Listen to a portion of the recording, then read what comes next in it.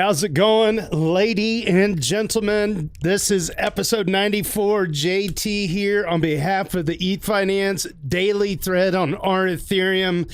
And thanks again to the EVMavericks for hosting this happy hour for this day, the 10th of January, 2025. Smash the bells and whistles. You know what you're doing today. Today is the merge. Today is the make Ethereum Reddit genuinely excellent POAP ceremony. So if you don't know what I'm talking about, I've got a link in the chat here on Discord. If you look at the YouTube video online in the description, it should have the link to the airship.poap.xyz. And so there's an ETH address that you're going to send. I think it's 0.0015, at least 0.0015 ETH. And you can do that on Optimism, Base, Arbitrum, and of course the mainnet if you like spinning that gas like I do. So there is no buy button on that site, and the reason is they wanted to make it a very vanilla transaction. It's actually a pretty cool security risk, because the most you could lose if it was a scam would be something like $5 worth of ETH instead of like signing into a site and all that. So all you need to do is send a minimum required amount of ETH. You can send more. I sent like $30 worth of ETH to the address on the Discord chat here. If you are watching this on YouTube, you want to jump in the Mavericks Discord, there's a link right there, and we got the naked address available for you if you want to redeem this POAP. So you'll notice on the page here, I'm just going to go straight to it so we can see, but you'll notice on the page here, there's already been 46 transactions. That's because I sent this ahead of time to the EVMavericks gated NFT channel on Discord. So thanks so much to the EVMavericks for getting this kicked off. We've got some OG people that are already on the list here. Looks like Lamboshi, Dujamaton from Palisades got this one. Nixo got this. Ben Broad's here. Coffey's here. So Veterinary's here. This is cool. I recognize, and of course, Gray Wizards, Mr. Sam Coffey himself was the first redeemer. I'm going to give a shout out to the POAP team for holding my hand specifically on getting this done. So big shout out to the POAP crew, Jai Sandiford and Sam Coffey for helping the Doots team with the airship, and all of the money is going to be going into this address, and it's going to go to the Protocol Guild. You have 10 days to redeem this POAP, sending at least 0.0015 ETH to the address you'll see in the YouTube description. After I get done with the podcast, I'll make sure to put something on Reddit as well. This is a really cool moment for the community. The official merge of Ethfinance daily thread into our Ethereum. So we made it, friends. And this was kind of a surprise for everybody to get this POAP done, and I hope that you enjoy it as much as I do. And a little birdie told me there might be something else coming down the pike that's going to be a genuine surprise after we get through this POAP episode too. So, or not the episode, but after, in the week following or so. So stay tuned for that.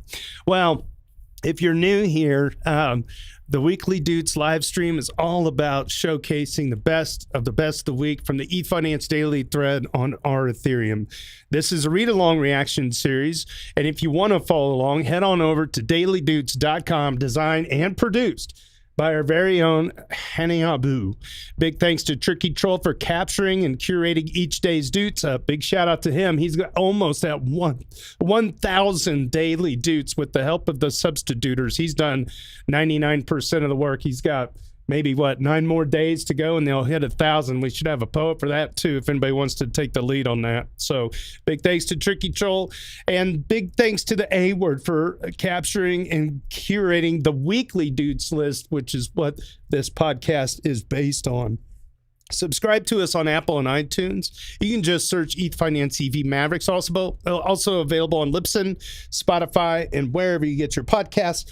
Mint this episode at pods.media/.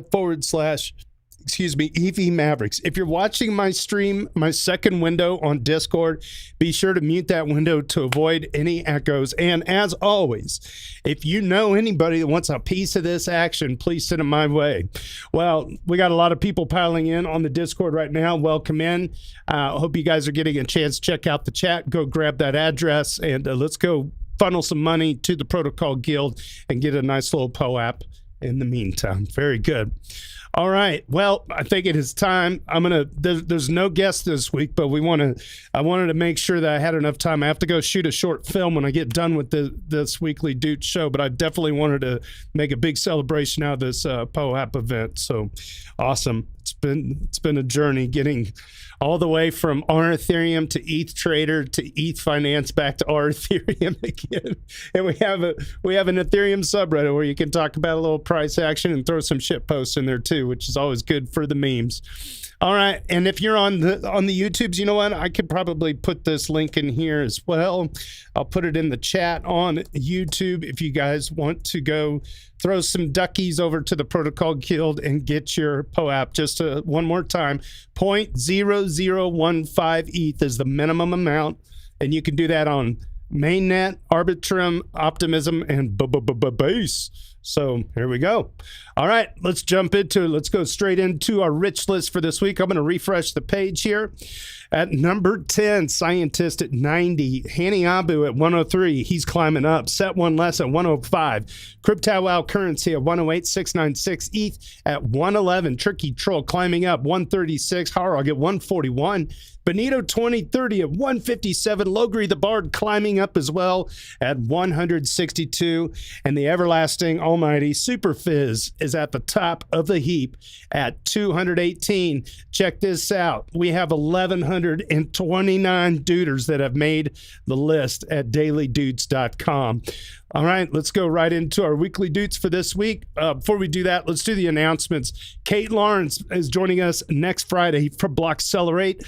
DeFi Dad is coming January 24th. I'm super stoked about DeFi Dad. He's a really long time friend of mine, loosely in the space, probably 5, 6, 7 years now. So it'll be really cool to have him come in and talk about all things DeFi, and he has his Edge podcast, which is just going gangbusters. Justin Drake's coming, talking about the Beam chain. I would love to get some help on some good AMA questions for Justin Drake. I want to be respectful of his time, and if we can we maybe should do an AMA thread for Justin specifically and make sure that your voices are heard so you don't have to listen to just mine. Marcus Haas is coming from Ethereum Phone. This has been a long time coming. We're super excited that he could make it. Adam Bloomberg's a friend of mine, certified financial planner from Interaxis. Been around him for quite a long time, and it's cool. I'm still praying for Vitalik. I don't know. February 21st will be the 100th episode of the podcast. His people have not talked to my people, and when I say my people, I'm saying me. Vitalik, I don't know, man. If once upon a time it'd be cool to hear your voice, come back to our Ethereum and join us on the podcast. It'd be neat. Andy Lower is coming from Scenario Protocol March 14th. This is a brand new addition. So we're excited that Andy could come from Scenario. I'm also going to be looking at Anthony Sassano in March. He's traveling abroad, I found out. So he hasn't been able to respond. All right, very good. And then we have our announcement here for minting the POAP. Thank you for putting that link at dailydoots.com. Hanny, nice job. So if anybody wants to just go to dailydoots.com, we got the link right there on today's daily. All right, beautiful. Let's see. All right, I think we got it. Here we go. Morning roundup for this week. Frank the Tank chimes in. Ethereum uses Bing Video. Says we've ran up 2,158 subscribers, 3,293 on the price, and $10.9 is at 0.03482. Ben Broad says that the announcement about the Octant Epoch 6 allocation window is starting tomorrow. What do? We go to Octant.app for that? Let's just go there real quick. I think so. Octant.app is where you go. The allocation starts tomorrow. No, you're not interrupting, Ben. I always appreciate your input. I want to make sure that we get all the necessary information out there. Appreciate you on your toes. There you go, Epoch 6. Excellent. All right, you know what to do. All right, back to it. Let's see. We've got no ship post of the week today. Looks like we're going to go straight in to our weekly haiku, courtesy of JS Tiers. EVM process, impact of the printing press, finance, full access. Ooh, bam. There you go. How does he do it? JS Tiers. And then Clam Chota says it's Chota time. ETH, take my energy. Now we got our first doot of this week, the visit from the doctor, user Dr. ETH. Reminder that crypto is risky. Take your eyes off the charts and enjoy your life. Money comes and goes, but your time spent looking at candles never comes back. If you cannot handle that, best to invest in low-risk assets. It's been a tough few years. Have an entry and exit plan and learn to stomach drops. It's a skill that you need to invest in crypto. For those feeling bad, we all understand, and it's going to be okay. Yeah, those are eternal wise words from Dr. ETH, because I've seen this play out before when the price was like $480 and then it was like $320, right? It's just, you move the decimal point every few years and all seems to work out. Ship post. Oh, here's the ship post. Here we go. The A-word, giving himself the ship post of the week. Oh, yes. Block of ages, cleave for me. Let me find myself in thee. Future of France in my hand. 500 miles from Etherland. Caught a run of luck learning how to mine. Got an education on a scratch of a dime. Stuck doom scrolling and comatose. Halfway rusted on the salty coast. Made a little money, but it came with scars. With 2 beat-up ledgers, but 0 bars. From the Crescent City to the Great Salt Lake. It ain't what you got, it's what you make. When the road got rough and the wheels all broke, we couldn't take more than we could tow, making something out of nothing with a scratch and some hopium, with 2 old ledgers, like a shovel and a rope. Block of ages, cleave for me, let me find myself in thee. Future of France, our hands, 500 miles from Etherland. That's freaking cool. Tell me is that a parody of a song that's already out there? I don't recognize the rhyme and the reason of it, but dude, that's a nice shit post. I don't care what anybody says. That was very good. Thank you, man. Excellent. All right, here we go. VP of Abundance drops in to share his post on the direction of Octant version 2.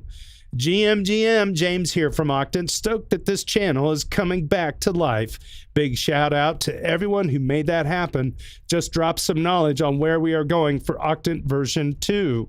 It's kind of heady, but wanted to share nonetheless. Hope you all had a wonderful holiday. 2025 is going to be an amazing year. And here we go. He's got a huge post on our Ethereum. It's called Degens and Dragons, introducing Octant version 2. Wow, this is great. He's got a very comprehensive post. Okay, we got themes. We got dragons, regions, degens, dragon vault, dragon pool, dragon token. Uh-oh. Regen, community members vault. Interesting. Sustainability pool is a pool that every dragon contributes to, and he's got the little schematic here of how it all comes in. Dragons deposit capital, and then it funnels on down. Interesting. He's got James building. Holy crap. Great job, dude. Yeah, we'll have to get you back on so we can continue to open this can up. This is nice. Yeah, we should get you back on. This is wonderful. So got awarded a couple times, 17 upvotes on that. Interesting. We need to pump those numbers, friends. Okay. Good. Doubly Robustly Double discusses what they see as Ethereum's primary value proposition. And by the way, if you're in the audience on Discord and you want to chime in at any time, please do so. I'm just going to ramble through Reddit, so you don't have to if you want to listen along. But if you want to, go ahead and unmute your mic. Otherwise, go ahead and keep your mic muted to cut down on background noise. Thanks. User doubly, robustly double discusses what they see as Ethereum's primary value proposition.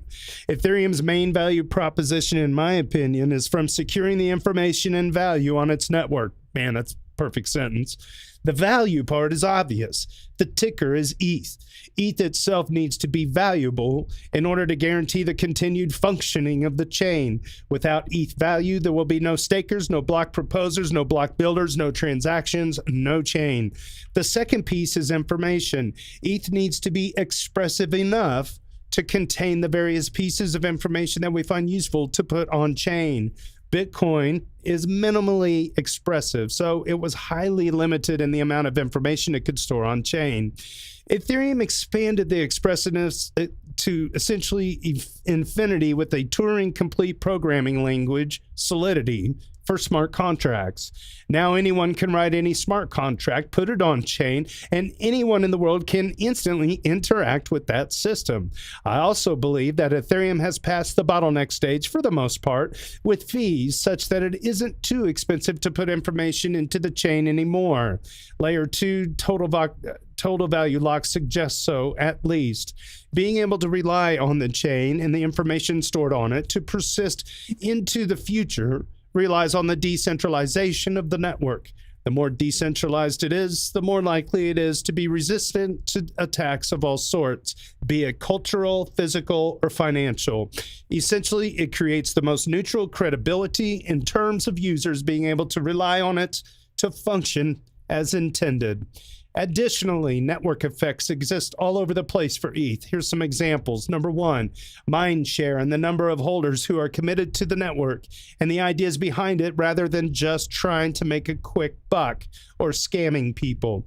Number two, solo staker ecosystem, which supports the foundational community, which credibly runs the hardware that the Ethereum software controls, the source of ETH's credibility. Number three, core dev community, required to improve and maintain the functioning of the Ethereum network. Number four, builder community, improving Solidity code, improving our understanding of how to implement the EVM every day, improving smart contract auditing and tooling. Number five, smart contract network and liquidity. The existing smart contracts that have been deployed are like the buildings in a city. If the core devs and solo stakers are the road and sidewalk builders transporting you around the system, the smart contracts and teams that have deployed them are the libraries, schools, offices, banks that you can interact with. The more of these that exist in a city, the more vibrant the city becomes, which is why people all clump together. Same for smart contract network sites. But there's more. Just some examples. I'd like to propose another form of valuing Ethereum, which is the amount of human work that it secures. I think by this metric, it should be the most valuable asset on the planet, bar none. Quote, but haven't lots of other companies spent 1,000x on more on human hours, unquote? Well, yes, of course. However, not all human hours can be counted the same. Think about all the human hours that go into maintaining an exchange in the traditional finance world. It's huge.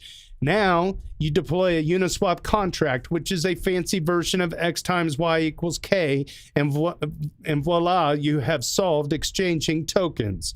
Basically, for all humans, for all time. I still don't think people understand how much human effort smart contracts contain within them. They are the most consolidated, most efficient human effort in history. They are the blueprint, the instructions, the software that controls a fleet of hardware dispersed across the entire world, telling them exactly how to do operations that humans would otherwise have to spend countless hours doing manually. The more that this system's functionality expands, the easier it gets to use. Network effects. Eventually, it will consume the majority of at least the digital world's activity. You need ETH to operate this computer, and you don't have enough. That is by doubly, robustly double. That was a banger post. They are I gotta do the old Reddit because I can't get the Deuter number. Goes to new Reddit. Deuter number 6. Deuter number 6. VP of Abundance is a Deuter number 2, by the way. I didn't say that. All right, Alexis Kev shares Scam Sniffers 2024 crypto phishing reports. All right. So Scam Sniffer announced their 2024 crypto phishing report. I'll paste their main TLDR below, but you can also find their detailed report here. I highly recommend giving it a read. Experienced users will get a refresher course on everything they have learned to watch out for, and new crypto users can certainly get a clear picture of how dangerous it can get out there if they don't set up proper security practices. A staggering $494 million lost to a wallet drainer phishing attacks in 2024. This is up 67% year over year. Jeez. That attack affected 332,000 addresses, with the severity intensifying and the largest single theft reaching 55.48 million. Quarter 1 2024 saw the heaviest losses at 187.2, with March peaking at 75.2. God, millions. 30 major incidences over $1 million occurred throughout the year, totaling 171 million in losses. The attack landscape evolved significantly in 2024, with major drainer exits and new players emerging. Oh my gosh. So there's so much stuff there. Bitcoin price quarter 1 reached all-time high. Increased on-chain activity led to a rise in phishing. Yeah, color me shocked. Quarter 2, the pink drainer announced exit. It goes on from there. There's so much good analysis. You should check that out. That's Alexis Keff. I have to get his duder number. Whoop. Not now. New. Well, it still went to new. I'm going to skip that today. Okay, user Wolf Parking shares some legal documents. By the way, I do remember this guy. Wolf Parking, I awarded this post. It was either this one or one of his other ones, but he got a double doot today or yesterday or some time recently. He's been climbing up the charts. Coinbase Chief Legal Officer Paul Grewal on X posted that Coinbase obtained unredacted documents between the U.S. FDIC and U.S. banks. This is a huge, huge story. It shows a coordinated effort to stop crypto activity. Legal Officer Paul Grewal calls for congressional hearings, alleging these actions are part of the Operation Choke Point 2.0 to restrict crypto industry growth. But, you know, everybody in this room already knew that. So they found two more. The FDIC magically found two more pause letters in this search after saying before that it had complied with an earlier court order. It's hard to believe they are in good faith when their sweater further unravels every time we pull on the thread. You know, it's always funny whenever the government does stuff like this. No one ever hardly goes to jail. Very, very, very few times. You know, it's like, and then we pay the bill on the legal fees on both sides, right? It's maddening. So anyway, good to bring that out. Wolf Parking, you deserve to be on the Weekly Doots. Thanks for sharing. User Vecramon Tool sheds light on some shady TradFi practices. Gosh, I have to see this person's Doot Squad. I know Wolf Parking's been up there for a bit. I'm going to try to do this again. If I type in old, let's go.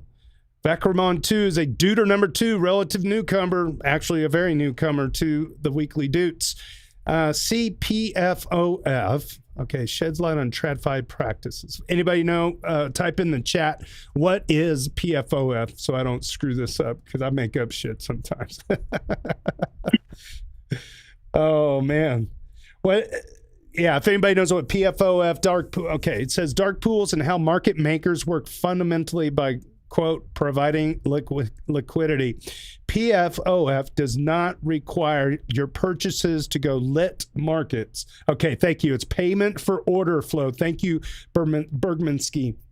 I hope I'm probably Bergman's case. I say that right? Bergman's case. Payment for order flow, PFOF. Thank you. Payment for order flow does not require your purchases to go lit, which would affect the price if they did. Your purchases go to match in-house trades, bets, or go to dark pools. This partially the reason why IEX or lit trading and direct registration of shares have exploded in popularity. And there's a YouTube video linked here. If you wish, you can watch from 7 minutes, 2 seconds onward to see a rough diagram of what I'm talking about. When shares are registered in, quote, street name, unquote, they are registered with Seed and Company, which is DTC's nominee name. Somebody is hot micing on the public voice channel on Discord. If you could mute, please, that'd be awesome. Thanks. Brokers or other financial intermediaries maintain accounts with DTC. I think I skipped over something. Okay, I got it. The broker holds a sub-account at DTC, reflecting its client's aggregate holdings. But DTC does not track individual investor accounts. While the shares are legally registered under the broker or DTC's nominee, Seed and Company, the individual investor is the beneficial owner. The broker keeps a record of which individual investor owns what, ensuring proper allocation of dividends, voting rights, and other benefits. The DTCC Board of Directors is comprised of executives from the major U.S. banks and market makers. Does payment for order flow breach bucketeering laws? They, such as banks, market makers, exchanges, brokers, hedge funds, etc. I would argue that they make the laws and rules. They follow the laws and rules when it's profitable to do so. They have broken the laws and rules numerous times and are fined, there's the word, fined, with a slap on the wrist from the SEC. Here's a great one for Citadel Securities, who have a spot on the board. All right. And there's a FINRA document. Quote, from the start of its consolidated audit trail, or CAT, reporting obligation on June 22nd, 2020 through August 28, 2024, Citadel Securities failed to timely and or accurately report data for tens of billions of equity and option order events to the CAT. And then man buys 100% stock of a company. So am I hearing this right? That, they could do all this for 4 years. They could do whatever the hell they want, and then they just pay a fine at the exit door, right? It goes to court. They're like, yeah, we did that. And then the court's like, oh, that's too bad. Well, you stole billions and billions of dollars, or you did a bunch of shady shit to the tune of billions and billions of dollars. Let's give you a fine of, how does 7 million sound? Fair, done, boom. They just pay to play and they keep railroading over. The wolves are in charge of the sheep. All right. Hearing, let's see, this is Herring Salat. Herring, H-E-R-I-N-G, Salat 100. I got to do this again. I think I need to toggle something in my res settings. Duder number 24 points out that marketing is much more important than just ETH price, while Ethical Trade, OG legend, makes the case against the EF doing marketing. Here we go. Herring Salat 100. Many people seem to think that marketing Ethereum is only relevant for price, but it isn't. Techies have to be aware that even pretty successful CEOs and politicians have no clue about blockchain technology, maybe not even a glimpse why decentralization matters. They are dependent on people, organizations, and companies telling them which chain to choose.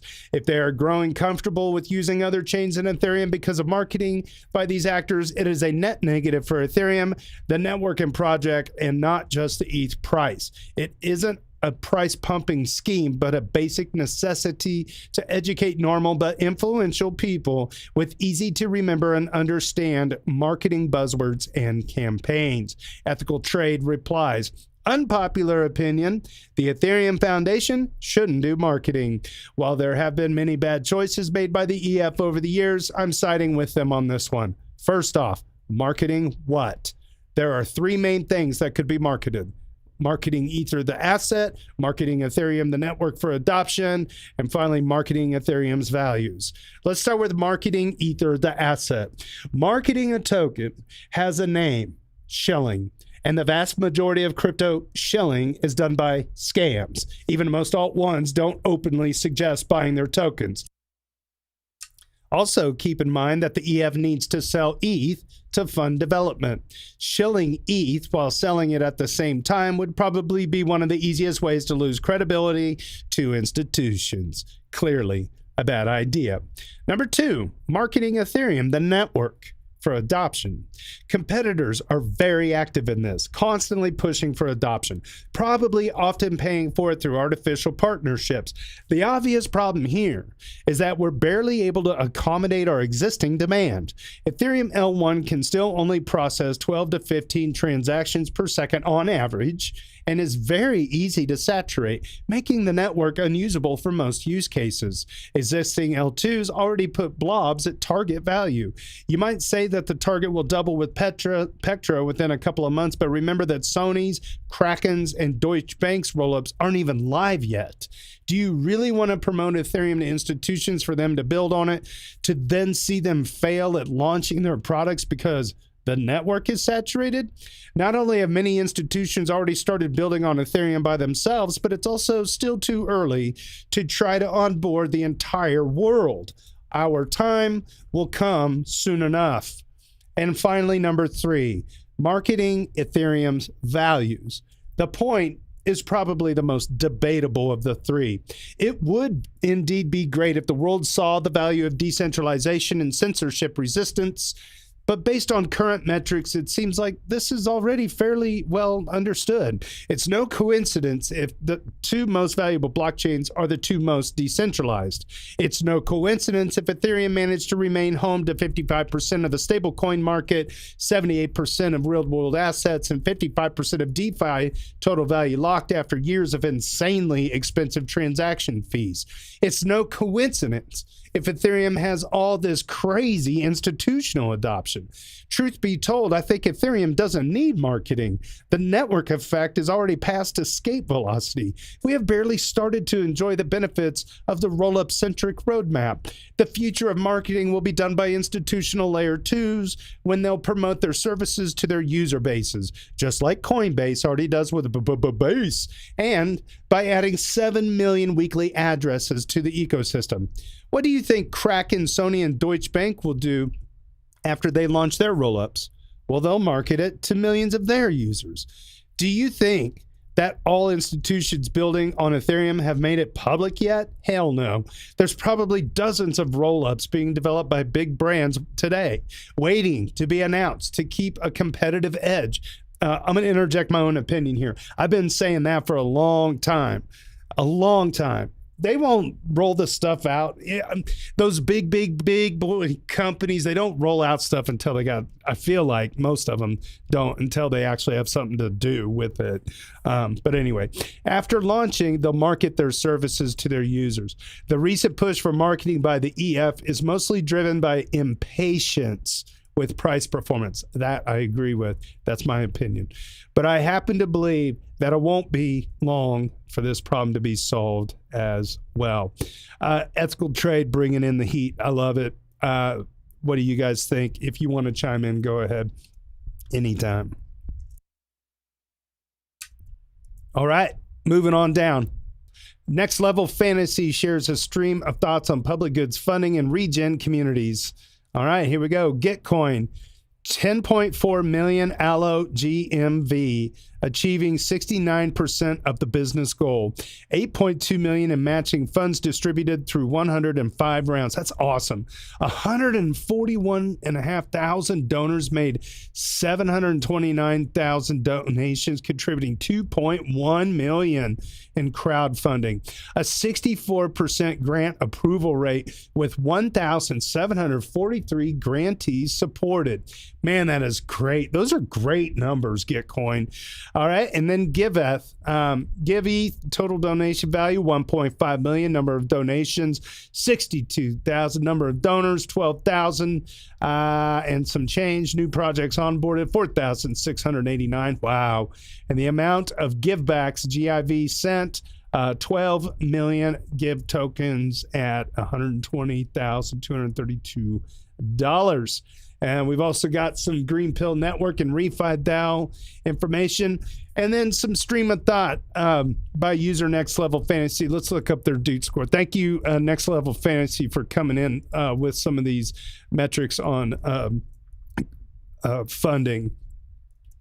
So Next Level Fantasy is a Dooter number 9.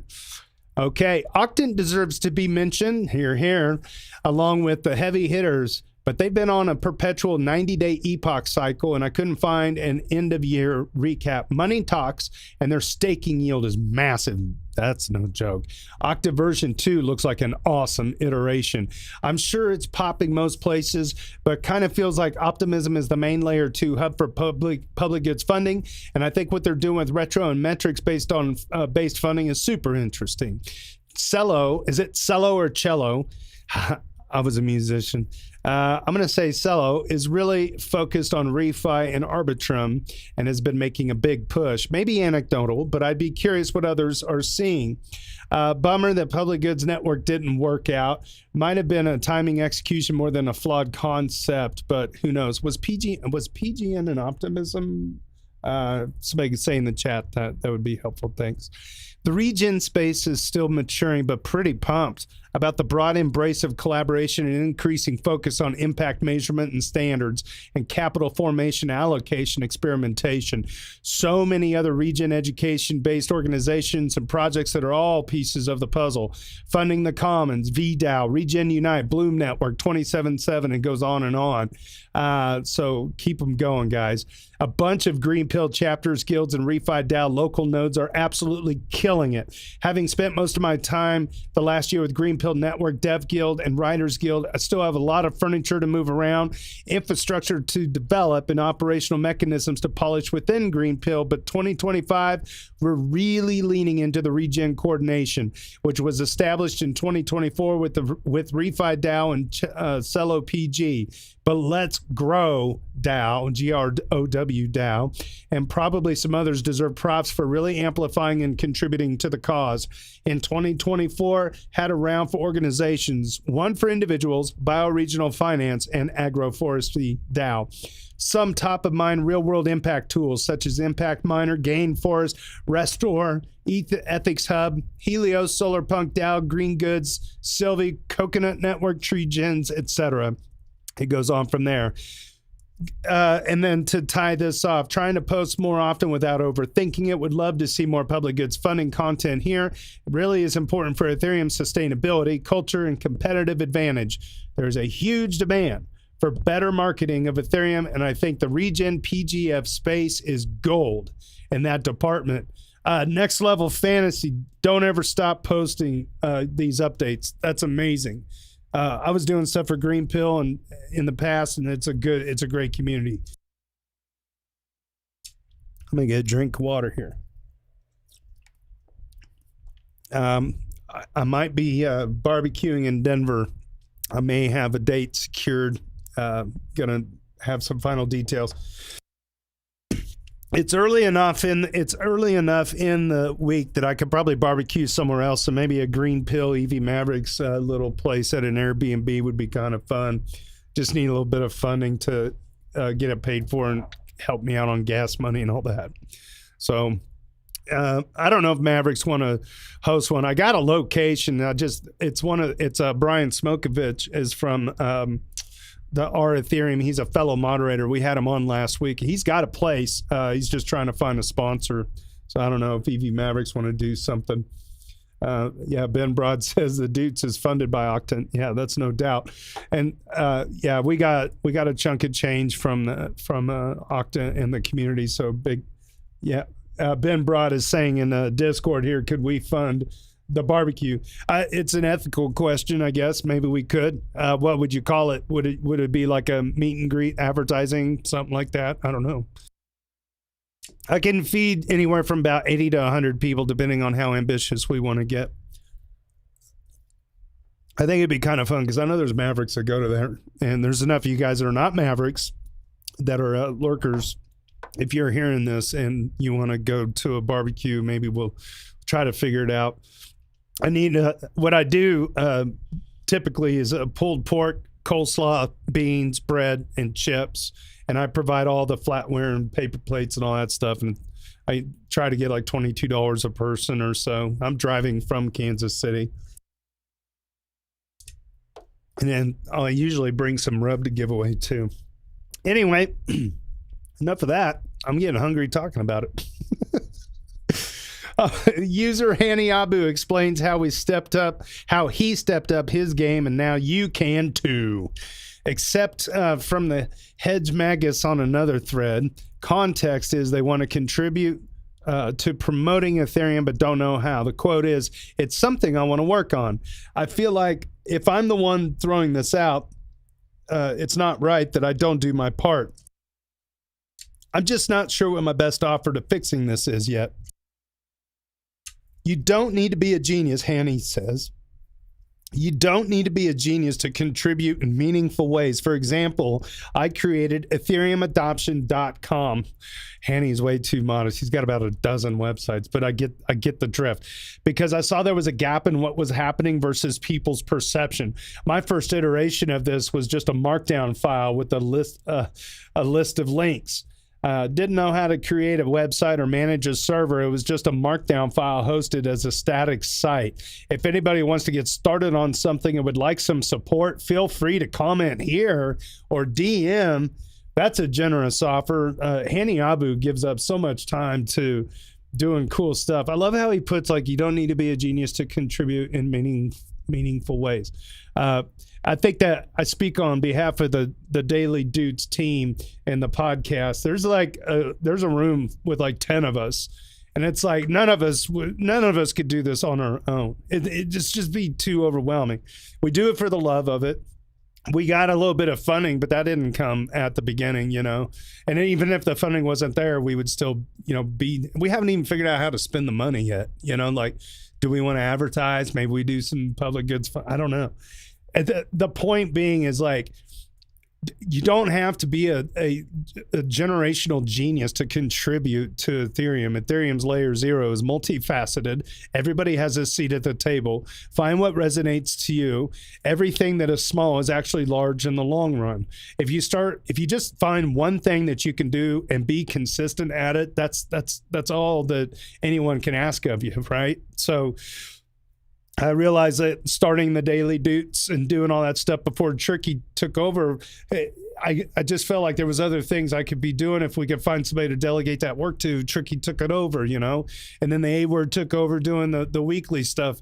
And then Hanny Abu celebrated the whole thing with the dang website that gives you a rich list of everybody who's done it. And then he built like a GitHub thing that you can add to like old Ethereum on Chrome and Brave.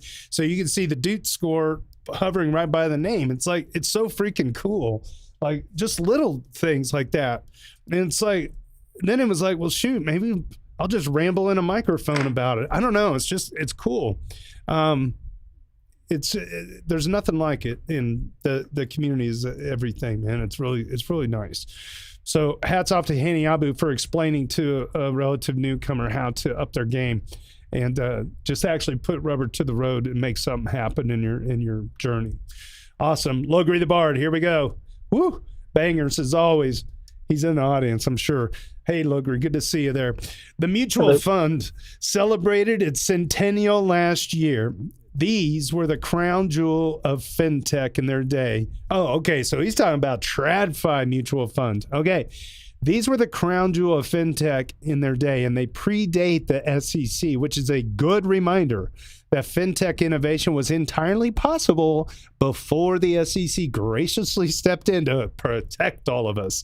Mutual funds gave investors price exposure to an entire sector through a simple passive investment. It's an early example of using the same bookkeeping system we use for ownership of companies for more abstract financial intentions. Then, in the 1990s, TradFi invented ETFs.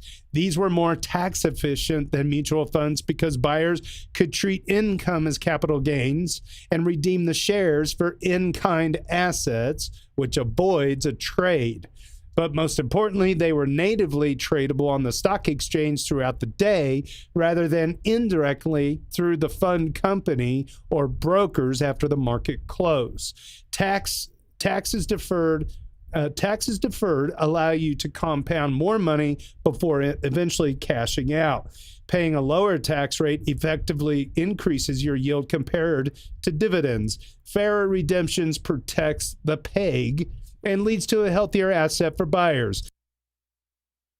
The benefits of these changes are undeniable, and due to them, ETFs have experienced explosive growth.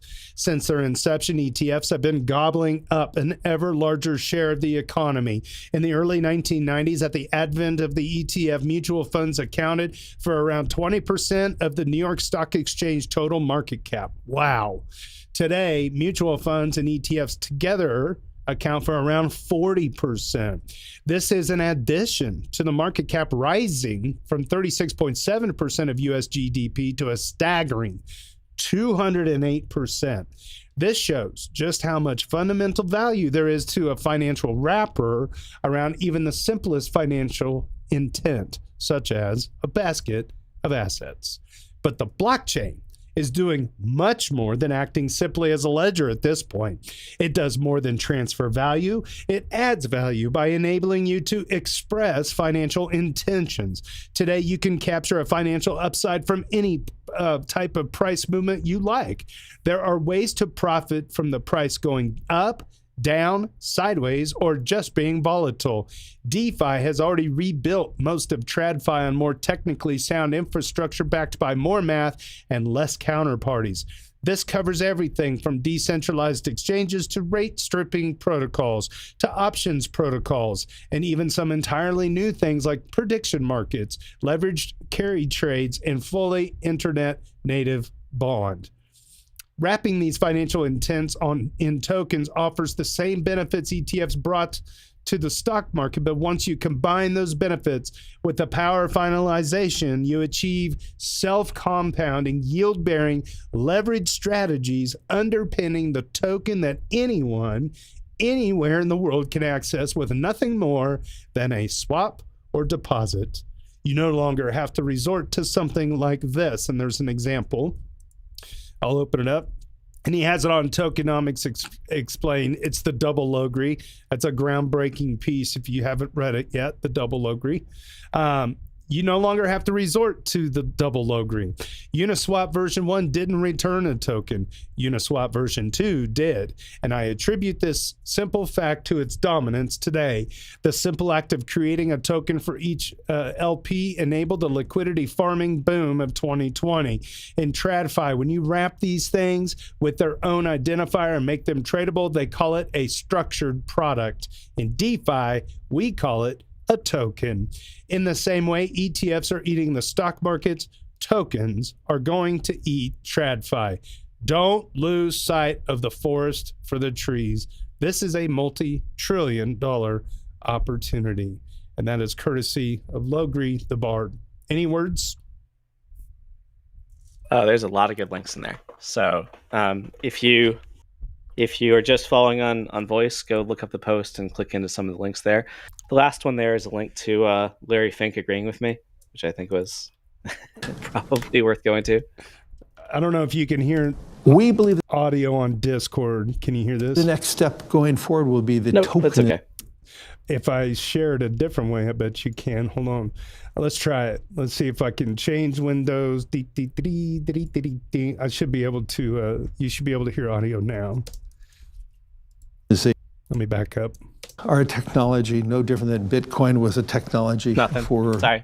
Okay. It's okay though. All right. Don't derail the show over it. But yeah, go into it. And he talks about like why ETFs are so powerful and passive investing and why that has taken over so much of BlackRock's portfolio. And he goes on to full on say like, and then tokenization is going to remove corruption, lower costs, make finality, like instant settlement, like all the things that I'm hammering on about. He just kind of lists off in a offhanded way.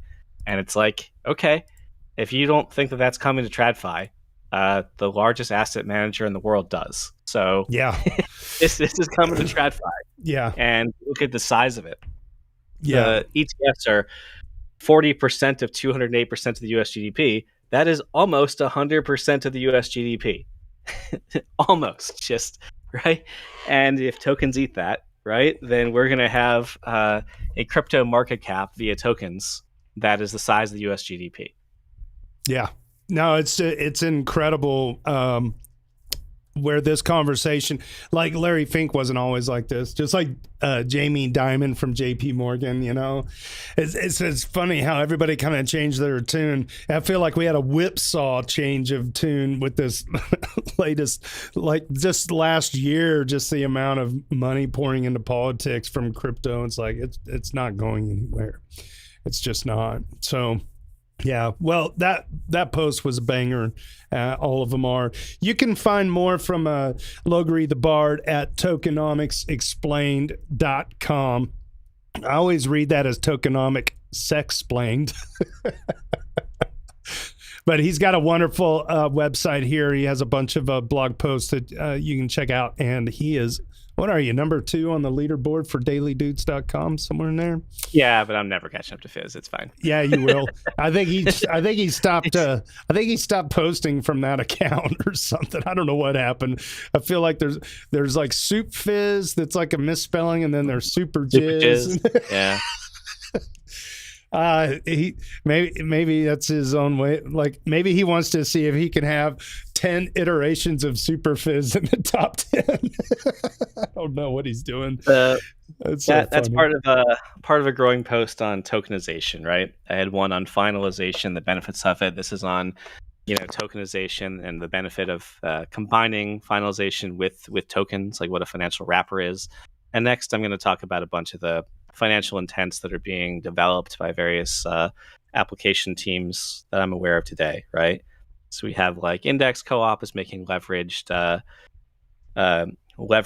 tokens. If you want to go long on the BTC ETH ratio or whatever, you can do that with a simple swap, right? We have Alchemix. They're making a Flux token, which is a tokenized time lock. Very interesting idea. We've never seen that before. We have Mello developing a permissionless LRT, so the equivalent of Rocket Pool RETH, but for LRTs, because currently all the LRTs are the logical equivalent of Lido. We have, I think, quite a bit more than that. So I go into reputation tokens a bit. I've got a draft of that forming. So then I'll take those 3 parts and hopefully wrap them up into another blog post. All right. Well, thank you for sharing them with us on our Ethereum, our new home. Yeah, it's where the alpha is. It's where it's the not alpha even on my website yet. I know. Thank you. Okay, good. We got 2 more to wrap up this week. Minimal Gravitas. I freaking love Minimal Gravitas. Minimal Gravitas is like he's been climbing up, assuming they have been. Duder number 47. Always good stuff. I love reading.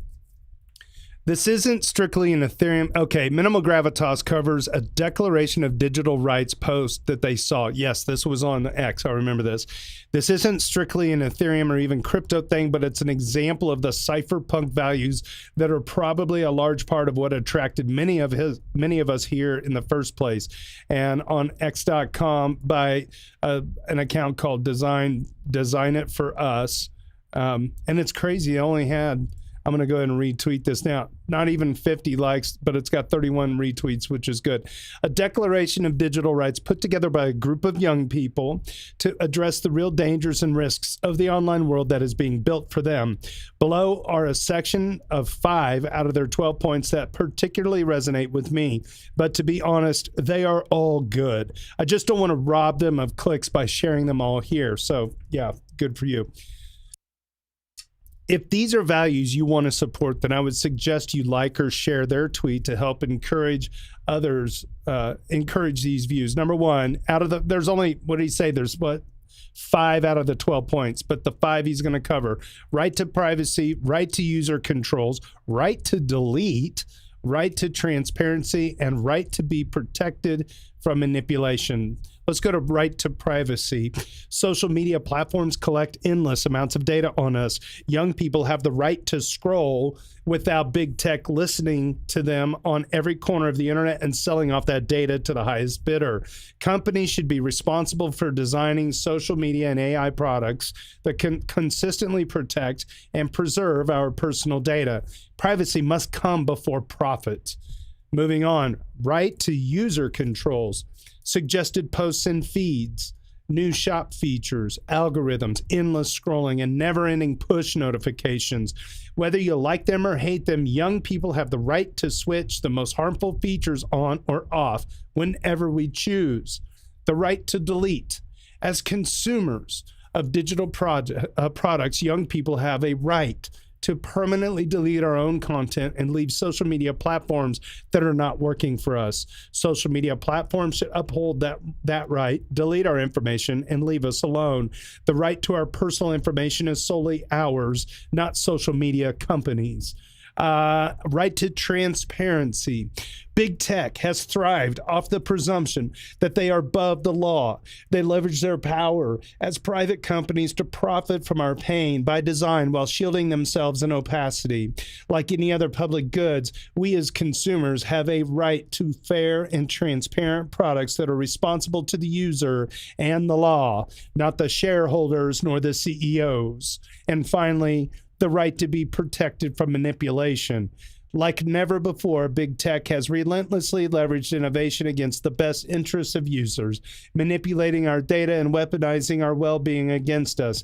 Instead of crafting design features meant to support healthy engagement, big tech companies have wielded their unchecked power to addict us and harm us while publicly saying otherwise. We have a right to be shielded from these insidious patterns of abuse. Disclaimer, none. I've never asked anyone here to share anything or do anything before, and I am in no way affiliated with this group. I haven't heard of them until just now, but I strongly feel like I should support potential allies if they advocate for values I share. And that is courtesy of user Minimal Gravitas quoting a tweet or an X post from Design It For Us regarding digital rights. I guess the only personal thing I would reflect on that is like, don't you want to go viral? Isn't there like there's people that just put everything out there. They want right to privacy and they want some of these rights, but it's like at the same time they're also like, I'm just picking out a lame example. They're being douches on the street to other people in order to get clicks, or they're just doing funny dances and yoga pants to try to get attention. But it's like, I don't want any problems from the big companies helping to push me to get more popular because they're sniffing out that I may have something people might like. I don't know. Like, where do you want to go with that? I think part of it is it sounds good in theory. But I feel like if you're trying to be TikTok famous, you're probably going to do everything you can to make sure the company can use whatever it takes to get you there. So if you don't want it, don't be on TikTok. Don't even look at TikTok. I don't know. That's just me. It sounds good I mean, there's certain things here that obviously we can all agree on. That I like the right to delete. I mean, if you're done with a platform, they should really expunge your data. How do you get that proven that they did? I mean, are you going to go into Robbie's IT office at Facebook and you're going to see him hit the dump button? No, I don't know. Okay. That's all I got. Aiden Cairo's Daily DevCon is the last post of this week. Redefining boundaries in the infinite garden. So these are all talks from DevCon. This is the Daily DevCon number 32. Let's see. The summary is the speaker highlighted the key advancements in Ethereum, such as reduced energy consumption post-merge with more than 99% scaling solutions and cheaper, faster transactions on layer 2s. Okay, so I think 99% energy savings anyway, such as Yeah, it seems worded a little weird. Okay, they emphasized Ethereum's readiness for long-term development based on values of credibility, neutrality, open source participation, and decentralization. The talk drew parallels to Southeast Asian governance structures and emphasized the importance of nurturing a diverse ecosystem with shared values for long-lasting resilience, likening it to a garden where various circles coexist and collaborate rather than one dominating force, fostering innovation and sustainability in the Ethereum community. And the discussion questions: how can the values of credibility, neutrality, open source, participation, and decentralization in Ethereum contribute to its long-term development and sustainability in the blockchain space? In what ways can fostering a diverse ecosystem with shared values be a driving force behind innovation and resilience in the Ethereum community, similar to the concept of various circles coexisting in a garden? Your mission is to consume the content, and it goes from there. The grand idea brought to us by SuperFizz for all of these amazing daily DevCon recaps. Aiden Cairo's been on an absolute tear with these. I think he's like a duder number 23, 24, somewhere in there. So thank you, Aiden Cairo, for doing that for all of us on our Ethereum. Well, that wraps up our show for this week. Don't forget that January 17th, next Friday, Kate Lawrence for Blockcelerate, DeFi Dad on the 24th, Justin Drake on Beam Chain, January 31st, February 7th, Marcus Haas from Ethereum Phone. I'm excited about this guy. Adam Bloomberg, Certified Financial Planner from Interaxis. Oh, I have another one. I got Ram Alawalia confirmed, and I think it's February 28th. I'll be sure and put it in the Daily Doots organizing chat so we can make sure to get him promoted next Friday. And so Ram is we've had him on before. I really love talking to him. He's really good at like breaking down macro stuff. He'll have a way to talk about policy, not politics, worldwide government stuff, stocks, trades, macroeconomic, like in a little bit of crypto stuff too. So he's a real jewel of a guy, and I'm glad to get him on. February 21st is our 100th episode. A guest to be announced. If I can't get Vitalik, I did tweet at Brian Armstrong. I'm like, you remember me from the Toshi app back in 2015 or 16 or whenever he had that app out? He doesn't remember. March 14th, Andy Lower from Scenario Protocol. All right, don't forget, kids, today's the day. If you want to grab your Merge, Make Ethereum genuinely excellent POAP, all you got to do is copy this address that you see here at the airship.poap.xyz. We've got it in the chat. I've also got it in the description on YouTube. You send at minimum 0.0015 ETH, available on mainnet, Optimism, Arbitrum, and Base. And in return, you'll get this beautiful POAP. This was actually designed by a community member. Gosh dog, I meant to put this in the notes. Now I feel like an asshole. I need to go find him. It was this section here with the shop and the doors on either side was contributed by a community member. I have it saved in my resin. I meant to put them in the show notes for today. My apologies, friends. Really apologize, but this was designed by a community member. And then I let Photoshop AI kind of work out the background. So really proud of that artwork, and it's community-driven artwork at that. So thanks so much. It looks like we got 56 minted so far, and we haven't even put it on Reddit yet. So thanks for tuning in today, and enjoy your POAP. It looks so good on you. I can see it through the computer screen. All right. Well, thanks for subbing and smashing the bells around here. Stick around after the live stream because we continue the party in the hotel lobby for another bonus hour of popcorn. It's a fun place to let loose when the parents aren't watching on YouTube. Hi, Mom. On behalf of Ethfinance Daily Thread on our Ethereum and the EVMavericks DAO, my name is JT. Cheers and big hugs from Kansas City.